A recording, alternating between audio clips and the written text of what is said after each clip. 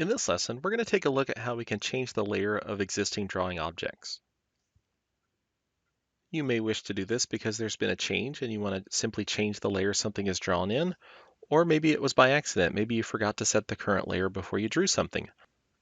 So in this particular drawing, everything has been drawn in the 0 layer. To convert the layer of existing objects, you start by selecting them with no command active.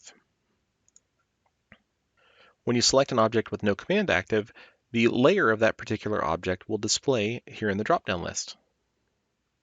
To change to another layer, simply click the drop-down list, then click on the name of the appropriate layer. Then press Escape to deselect the objects.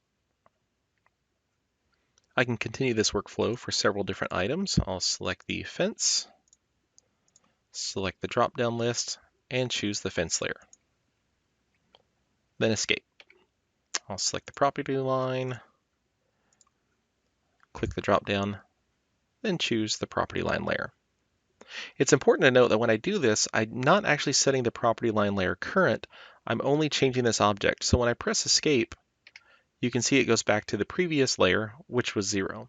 So if I also wanted to draw more property lines, then I would want to go ahead and set that layer current before beginning the line command. So to recap, to change the layer of existing objects, simply select them with no command active, click the drop-down, then choose the appropriate layer, then Escape to deselect. That concludes this look at changing the layer of existing drawing objects in AutoCAD.